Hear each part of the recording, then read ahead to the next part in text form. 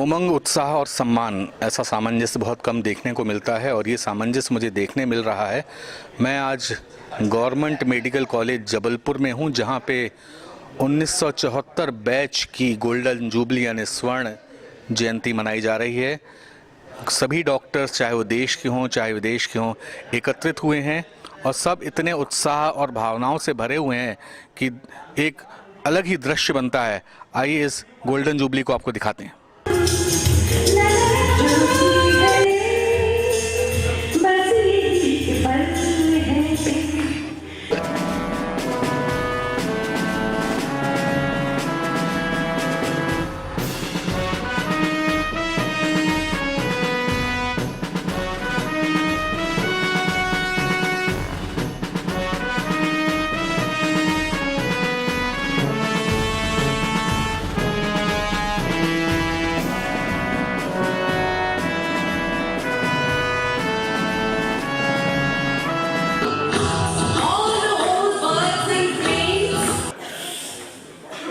दोस्तों, हम लोग बहुत भाग्यशाली हैं कि आज इस कार्यक्रम में हम सब लोग उपस्थित रहे और हमें हमारे गुरुजनों का आशीर्वाद भी मिला।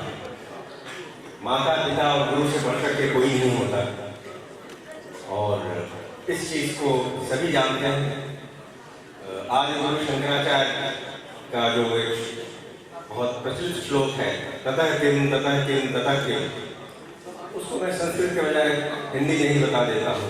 उसका अर्थ ये है कि अगर आपने संपूर्ण शिष्य पर विजय भी प्राप्त कर लिया, किंतु गुरु की कृपा आपको प्राप्त न हो सकी तो कुछ नहीं हुआ, कुछ नहीं हुआ, कुछ नहीं, सब कुछ निरर्थक है, सब कुछ व्यर्थ है। आज आप लोगों के पढ़ाए हुए जो बच्चे हैं वो सिर्फ देश में ही नहीं, विदेशों में भी यश और कीर्ति फैला रहे हैं। मेडिकल कॉलेज जबलपुर का नाम रोशन कर रहा है।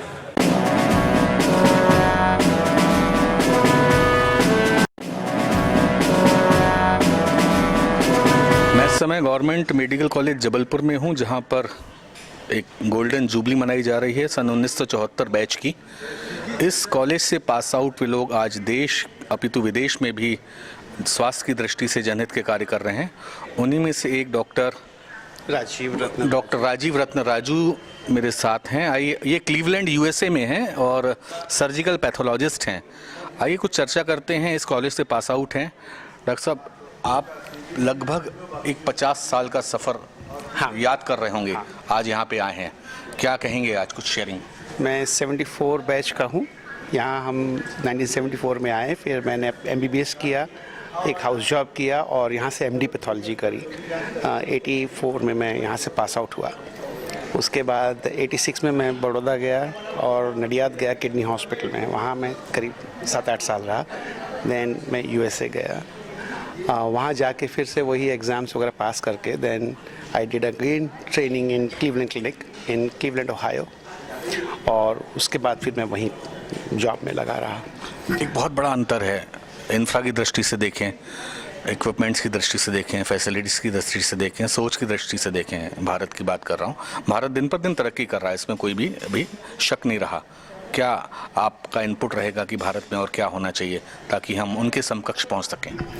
बहुत तेज़ी से तरक्की हो रही है और आई एम वेरी प्राउड। जो पिछले 10 साल में यहाँ हो रहा है उसको देख के तो मेरा सीना फूल जाता है। जब मैं इस मेडिकल कॉलेज में था ये करीब 700 बेड का हॉस्पिटल था और आज जैसे डीन साहिबा ने बताया कि ये 2646 बेड का हॉस्पिटल है। तो ये 4 टाइम्स एक्सपेंशन जो हुआ है सर्विसेज का, दिस इज़ एडमायरेबल। उसके अलावा जब मैं यहाँ था तो ये ऑडिटोरियम की इंफ्रास्ट्रक्चर इतनी अच्छी नहीं थी, एयर कंडीशनिंग तो हम सोच ही नहीं सकते थे, कुशन सीट्स हमने कभी देखी नहीं थी। ये सब देख के मुझे आज बहुत अच्छा लगता है। कल आपने नर्मदा महाआरती अटेंड की है, जबलपुर की यादें आपसे जुड़ी रहेंगी। हाँ, वो एक नया एक्सपीरियंस था, बिकॉज वो जब हम यहाँ थे हमने कभी नाम नहीं सुना था इसका, और उसको देख के तो भावविभोर हो गए। जी, आने वाली पीढ़ी जो मेडिसिन में, MBBS में या इस प्रोफेशन में एंट्री कर रही है, क्या आपका एक मैसेज है उनके लिए? मैं मानता हूँ आजकल के बच्चे बहुत स्मार्ट हैं, उनके पास इंटरनेट का सोर्स है, उनके पास इंटरनेशनल कंपटीशन के लिए तैयार होने के लिए सारे रिसोर्सेज हैं. They should do their best, and if they choose to go to international training centers, maybe in England or America, I think it is very easy for them. Last year जैसा मैंने पढ़ा है कि करीब 1.3 million visa issue हुए हैं और आज अमेरिका में इंडियन ओरिजिन के स्टूडेंट्स यूनिवर्सिटी में भरे हुए हैं. और इसका हमको फ़ायदा आज नहीं दिख रहा है, लेकिन हमको इसका फ़ायदा 10-15 साल बाद दिखेगा. मतलब विश्व गुरु बनने पे हैं. बिल्कुल, आई हैव नो डाउट. मतलब भारत के बिना विश्व का काम नहीं चलेगा, ये आप मान चुके हैं. नहीं हो सकता. आप मोहर लगा रहे हैं, स्टैंप लगा रहे हैं. बिल्कुल. अमेरिका में जो टेक्नोलॉजी सेक्टर है उसमें 100 टॉप नॉच कंपनीज में सीईओ इंडियंस हैं. तो अगर मैं ये कहूँ कि वहाँ की जीडीपी का 60% जो टेक्नोलॉजी ड्रिवन है, इंडियन सीईओज रन कर रहे हैं. मेडिकल प्रोफेशन में करीब 40-45% इंडियन डॉक्टर्स हैं. होटल बिजनेस में करीब 50-60% पटेल कम्युनिटी के लोगों ने ले लिया है. उनको मोटल को पोर्टल बोलते हैं. तो Indian community as such in America, as I know, is doing very well. They are very well respected, they are very prosperous, and good thing is this, Modi ji has created a wave of nationalism. मेरे जितने भी friends हैं, they are all very gung ho, very proud about India. Ayodhya जाएंगे आप? बिल्कुल. Next trip में मेरे को महाकाल और अयोध्या जाना ही है. वो ट्रिप मेरी उसी के लिए होगी. इस ट्रिप में जाना चाहता था, बट अभी वहाँ पे फर्स्ट वेव जो भीड़ लगी हुई है, तब तक 1-1.5 साल में जब मैं आऊँगा नेक्स्ट टाइम तब और बन के तैयार हो जाएगा, बेहतर हो जाएगा. भीड़ से बात आई. भारत भीड़ का देश है. बिल्कुल है. इस भीड़ को ऑर्गेनाइज कैसे किया जाए? इस भीड़ का एक पॉजिटिव कंस्ट्रक्शन कैसे हो? इसके लिए ना डिसिप्लिन बहुत ज़रूरी है. कोई गवर्नमेंट का काम नहीं है इसको ठीक करना. इसके लिए पब्लिक को जिम्मेदारी लेनी पड़ेगी. और ये जिम्मेदारी देखो, जैसा मैं सुनता हूँ कि इंदौर नंबर 1 सिटी है.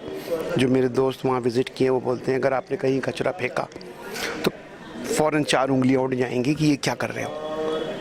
तो जो मुझे लगता है कि इंडिया में, जैसे मोदी जी ने कहा स्वच्छता बहुत ज़रूरी है, उनका दिमाग आप देखिए. उन्होंने कहा है कि हमको टूरिज़्म बढ़ाना है, और टूरिज़्म का जो सेक्टर है उसमें profit margin is higher than IT sector. और इंडिया के पास 100 से ज़्यादा टूरिस्ट स्पॉट्स हैं. अगर हम उनको प्रमोट करें, उसके लिए सबसे बड़ा ऑब्स्ट्रक्शन आता है गंदगी. इंफ्रास्ट्रक्चर तो बन सकता है, गंदगी नहीं साफ़ हो सकती गवर्नमेंट के द्वारा. मोदी जी का पहला भाषण जब लाल किले में था तो उन्होंने शौचालय और स्वच्छता पे बात की थी, लेकिन वो मैसेज अभी ग्राउंड लेवल तक नहीं पहुंचा है. और उसके लिए जो मुझे लगता है, जो मैंने नोटिस किया कि यहाँ पे ट्रैश कैंस की कमी है. अगर ट्रैश कैन होंगे जगह जगह पे तो लोग उसके अंदर कचरा डालने के लिए सोचेंगे. अभी मैं बॉम्बे की एक 5 स्टार होटल में था, मुझे वहाँ पे सब चीज़ें मार्बल और ग्रेनाइट की और चमचमाती नज़र आती है. ट्रैश कैन कहीं नहीं नज़र आता. तो मुझे उनसे पूछना पड़ा कि मैं कागज़ का टुकड़ा हाथ पे कहाँ फेंकूँ, पानी की बोतल कहाँ फेंकूँ. मतलब बेसिक चीज़ें जो हैं ये आ नहीं पा रही है रेगुलर. इंडिया में ये सोचते हैं ट्रैश कैन कचरे की पेटी है, इसको सामने क्यों रख रहे हैं, इसको छुपा के रखो कहीं. बल्कि हमको अब ये सोचना पड़ेगा कि कचरे की पेटी को सामने रखो, कि जिनको भी कचरा डालना होगा वो उसमें डालेंगे. तो उससे जो सड़कों पे यहाँ वहाँ फिरा बिखरा रहता है, वो कचरा एक जगह एकत्रित होगा और उसको आसानी से निकाला जा सकता है. तो आई थिंक स्वच्छता के ऊपर जो मोदी जी ने शुरुआत करी है, इसको बहुत तेज़ी से और बहुत आगे ले जाना है. एक भावनात्मक सवाल, इमोशनल सवाल, कौन कौन से टीचर्स को आप अभी तक याद करते हैं? आज ही मैंने मिमिक्री करके दिखाया डॉक्टर DNS चौधरी.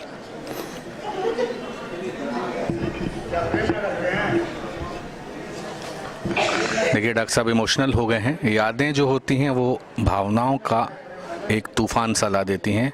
बहुत बहुत धन्यवाद. डॉक्टर साकल्ले और डॉक्टर विश्नोई, और मैंने पैथोलॉजी उनके अंडर में करी थी. क्या बात है. कौन साहब और भी बहुत से थे. ओपी मिश्रा, सब एज बोलूँगा, एरा बोलूँगा. ये लोग बहुत अच्छे गुरु थे. क्या लोगों ने जो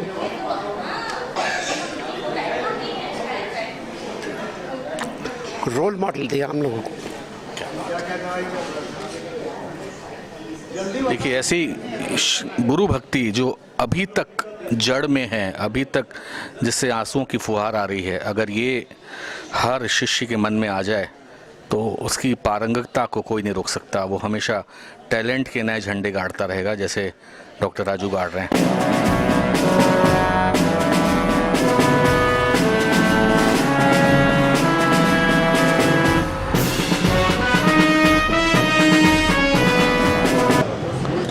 गवर्नमेंट मेडिकल कॉलेज जबलपुर में हूँ। 50वीं वर्षगांठ है सन 1974 बैच की, और मेरा सौभाग्य है कि इस गोल्डन जुबली में एक विशिष्ट अतिथि के रूप में प्रोफेसर डॉक्टर के कौल, पूर्व डीन, जिन्हें मैं स्वास्थ्य का एक युग कहूँगा, वो मेरे सामने हैं। आइए उनसे कुछ चर्चा करते हैं।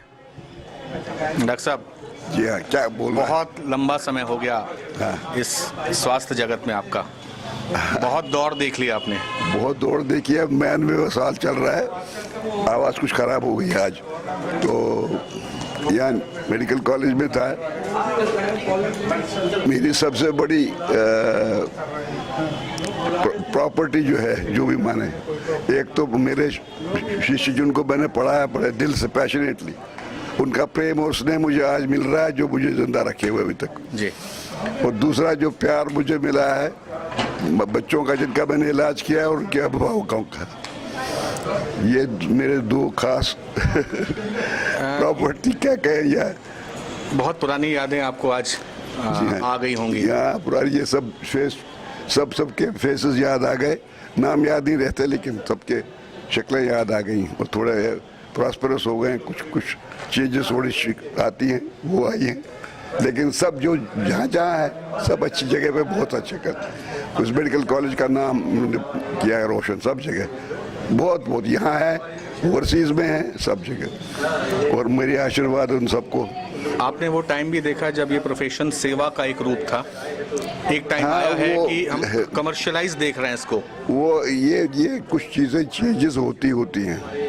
कमर्शलाइज इसलिए हो गया है कि मेडिकल एजुकेशन बहुत एक्सपेंसिव हो गई है। पहले मेडिकल कॉलेज में एक्सपेंसेस बहुत कम थे।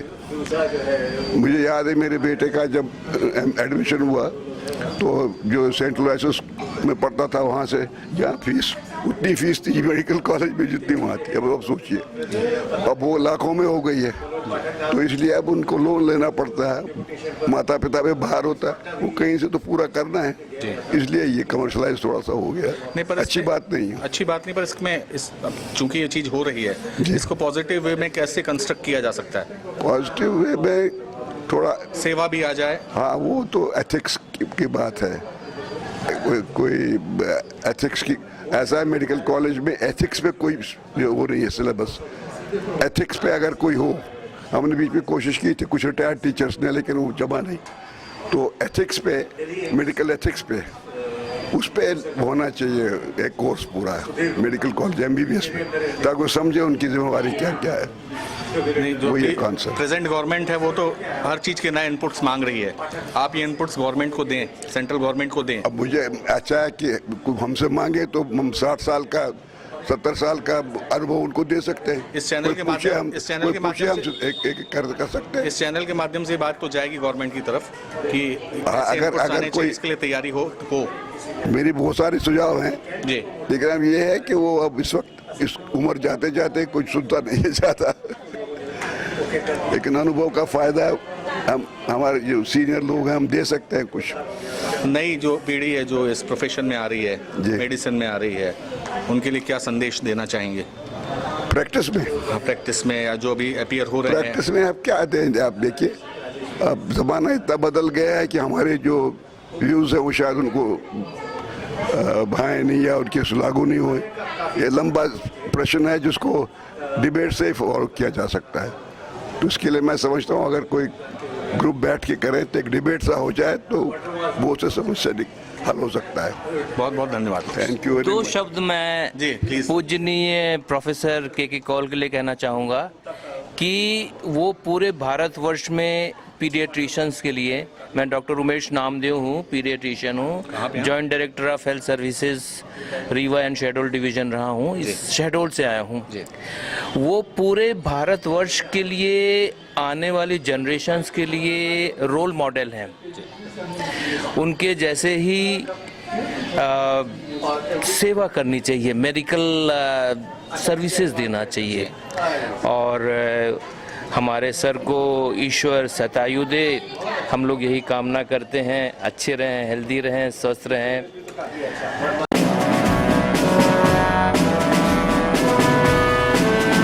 नेताजी सुभाष चंद्र बोस मेडिकल कॉलेज, जिसे गवर्नमेंट मेडिकल कॉलेज जबलपुर के नाम से भी जाना जाता है, 1974 बैच की आज गोल्डन जुबली है। बहुत सारे स्टूडेंट यहाँ से पास आउट हुए, बहुत सारे भारत में प्रैक्टिस कर रहे हैं और इसी तरह बहुत सारे भारत के बाहर विदेशों में अपने ज्ञान का एक अपने टैलेंट का एक परचम लहराते हुए भारत का नाम रोशन कर रहे हैं और मरीजों को ठीक कर रहे हैं। उन्हीं में से एक डॉक्टर SPS मावी, जो कि ओहायो अमेरिका से हैं, वो इस गोल्डन जुबली में शिरकत करने आए हैं अपनी पत्नी जसविंदर कौर जी के साथ।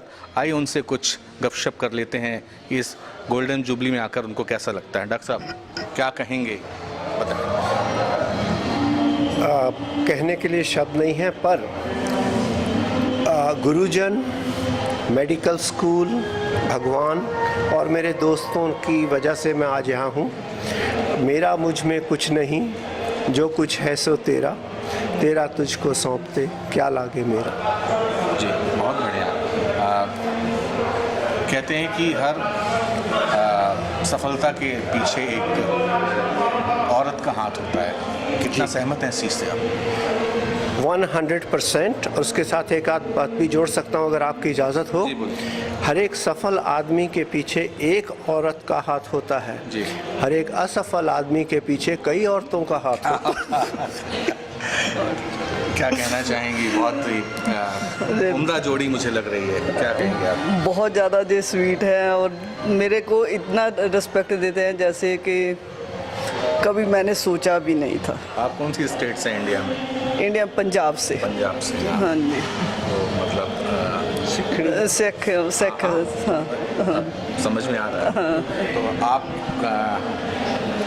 ऑफ द कैमरा जब बात हुई डॉक्टर साहब से, तो डॉक्टर साहब ने कहा कि मैं आपके कंट्रीब्यूशन को अपनी ज़िंदगी में बहुत मानता हूँ। हाँ जी। हमने स्टार्ट की, जीरो से स्टार्ट की। दोनों ने लाइफ जो कुछ भी है हम अपनी है जी मेहनत से जी। तो कोई पैसा किसी से नजायज़ नहीं लिया जी तो इन्होंने मेहनत की, मैंने उसको संभाला जी। तो आज वही है। अब कितने साल बाद जबलपुर आई हैं आप? मैं सेकंड टाइम आई। अच्छा, कितना अंतराल पहले हो गया? 10-15 साल हो गए होंगे। 10-15 साल हो गए। हाँ, उस दिन एक रात के लिए आई थी। अब आप कब आए जबलपुर? 2009। नहीं, अब जब अभी आए आज? कल आए हम। कल आए। तो आपने नर्मदा आरती अटेंड की थी? हाँ जी। कैसा लगा था आपको? Wonderful experience. जब हमारा फर्स्ट एक्सपीरियंस ही कोई हिंदू आरती देखी। क्या बात है। पर मैं ये कहना चाहूँगा जो उन्होंने प्रेजेंटेशन किया, हम लोग वैसे भी भगवान को मानते हैं, पर वहाँ हम सेंटिमेंटल हो गए। क्या बात है। इतना अच्छा था, इतना अच्छा भगवान का नाम सुन के लगा। दिल से तो हिंदू ही हूँ मैं गुरुद्वारे जाने की नहीं, मुझे वो की नहीं, पर मुझे एक है, मैं घर में भगवान को मत्था टेकता हूँ। मेरे लिए रोज़ सुबह उठ के गणेश जी, शंकर जी, लक्ष्मी जी, मेरे घर में पिक्चरें लगी हुई हैं। वहाँ से मत्था टेक के बाहर जाता हूँ, घर आके उनको मत्था टेकता हूँ कि आपने सकुशल मुझे घर पहुँचा दिया। ऐसे कौन से टीचर्स जिनको आप अभी तक भूले नहीं हैं, जिनने आपको एक कठोरता के साथ आपको अंदर से तराशा हो? असली टीचर मेरी पहली क्लास के टीचर हैं, जिन्होंने ये, उस समय मुझे नहीं था पता जी। पर जो मेरी पहली क्लास के टीचर हैं, मैं उनको श्रेय दूंगा जिन्होंने ये सिलसिला शुरू किया। बाद में ठीक है मेडिकल कॉलेज, ये वो सब हमारे गुरुजी, हर एक गुरुजन उतना ही इम्पोर्टेंट है, पर अगर पहले क्लास वाले गुरुजी हमको ना चलाते, ना सीढ़ी रास्ते पे लाते, तो उस लेवल से लेके आज तक मरीज भी मेरे गुरु हैं जो मुझको पढ़ाते हैं हर रोज़। सो हर एक बंदा गुरु है और यही मैं कहूँ। क्या क्या सोचते हैं, आप अमेरिका में रह रहे हैं और इंडिया भी रैपिडली ग्रो कर रहा है, एक अंतर फिर भी है, डिफरेंस है, ये कैसे कवर हो? क्या चीज़ें आपकी तरफ से, क्या इनपुट है जो इंडिया में डॉक्टर्स बन रहे हैं, एमबीबीएस कर रहे हैं, प्रैक्टिस अपीयर कर रहे हैं, लेवल एक हमारा मैच हो जाए? जो हमारे ग्रेजुएट्स हैं नॉलेज वाइज, उनकी ट्रेनिंग, मतलब मैं अपना एग्जांपल देता हूँ, उनकी ट्रेनिंग अमेरिकन बंदों की ट्रेनिंग से कहीं आगे। और हम लोगों को वहाँ जाके कोई दिक्कत नहीं हुई, बहुत सारे इम्तिहान पास करने पड़ते हैं, कभी कोई दिक्कत नहीं हुई। बस सिर्फ एक है कि किस किस को मौका मिलता है, किस को नहीं मौका मिलता है, पर हम किसी से कम नहीं हैं। हमारा इंडिया ने कितनी तरक्की की है, हम कोई कहने को तो कोई भी कह देगा ये है इंडिया वो है, पर आज हाईवेज बन गए हैं, ट्रांसपोर्टेशन बन गया है, आप कहीं भी जाओ आपको खाने की सुविधा, बाथरूम्स, ये वो। तो भारत, अगर कोई कहे कि मैं इससे असंतुष्ट हूँ, वो गलत बात है। मैं बहुत खुश हूँ और मैं रियली आई अप्रिशिएट कि हमने तरक्की की है। हाँ, समय लगेगा, हमारी पर कैपिटा सब कम जो कह लो कि मतलब ज़रूरतें हैं या कुछ है, उनको समाधान करते करते समय तो लगेगा। पर हमारी जो एजुकेशन का सिस्टम है, जिन्होंने हमको तैयार किया, आई कैन नॉट से कि वर्ल्ड में इससे बेहतर कोई एजुकेशन दे सकता है। आप मतलब एक स्टाम्प लगा रहे हैं, पॉजिटिव स्टाम्प लगा रहे हैं कि हमारा एमबीबीएस जो है वर्ल्ड में बहुत ज़्यादा, क्या कहेंगे आप? बहुत ज़्यादा अच्छा है जी। हाँ, मतलब ये जो जहाँ की पढ़ाई मेडिकल की जो है, जो डॉक्टर बन के निकलते हैं, वो सबसे बेस्ट होते हैं। ये बड़े फख्र की बात हमें है। कभी दिक्कत ही नहीं हुई किसी चीज़ से। आपके अनुभव से अगर ये आवाज़ आ रही है तो ये बहुत सारे लोगों के लिए संदेश है। हाँ, जो एमबीबीएस विदेश जाकर अगर मेहनत करोगे तो कहीं भी आपको इज्जत मिलेगी। जी। पैसा तो सभी भी कमा लेते, पर इज्जत भी मिलती है अगर आप मेहनत करते हैं। मतलब देखिए, मैं आपके सामने खड़ा हूँ, इम्तिहान होते हैं, हम लोग यहाँ से करके गए मेडिकल कॉलेज से, ECFMG, FLEX, internal medicine, pulmonary medicine, sleep medicine, सारे बोर्डों को करते हुए मुझे कभी कोई तकलीफ़ नहीं हुई। तो जिन गुरुजनों ने हमको इसके लिए तैयार किया है, तो हमारे देश की शिक्षा में कोई कमी नहीं है, सिर्फ इनको अपॉर्चुनिटी की बात है। हमारे देश का ग्रेजुएट कहीं भी जाके कहीं भी खड़ा होके कामयाब हो सकता है, और उसमें इतनी कैपेसिटी है और उसको प्रॉपर ज्ञान दिया जा रहा है, शिक्षा दी जा रही, सब कुछ है। मैं तो कहूँगा यहाँ की एजुकेशन लेके हम अमेरिकन्स जो हैं, उनका एजुकेशन सिस्टम थोड़ा डिफरेंट है, पर वो जो हम लोगों को ट्रेंड किया गया है, we can match anybody. Crisis में जो हम ट्रेंड हुए हैं, हम बहुत तक के निकले हैं, हम जी। सोना बन के निकले हैं। और मतलब ये जो आप बात कह रहे हैं बड़े कॉन्फिडेंस को गेन करेगी इंडियन यूथ के लिए, जी। जो सोचता है कि मैं बाहर जाकर इवन पढूं। मैं जहाँ से पढ़ी हूँ, मैंने इकोनॉमिक्स में की है, जी तो अब मेरे काम आ रही है। जी। तो मैंने वहाँ जाके कोई पढ़ाई नहीं की, पर मेरे वो काम आ रही है घर के लिए, इसलिए हर औरत को पढ़ना चाहिए। बहुत बढ़िया। तो क्योंकि घर चलाने के लिए औरत को अगर सब मिलता है तो अपॉर्चुनिटी दो, तो वो बहुत अच्छा घर चलाएगी। अगर इकोनॉमिक्स में जैसे मैंने किया है, तो मैं फिनांस का सारा कुछ मैं ही करती हूँ। बहुत बढ़िया। तो तभी कंधे से कंधा मिला के काम किया जा सकता है। पर मेरे को लगता है वे औरतों को भी पढ़ाना चाहिए, और इवन घर में काम करने वाली को भी अच्छी शिक्षा देनी चाहिए। बहुत अच्छी बात है। मैं ये कह रहा था, मेरे फादर साहब कहते थे, पैसे कमाने से नहीं बनते, पैसे संभालने से बनते हैं, और वो उसका श्रेय इनको जाता है।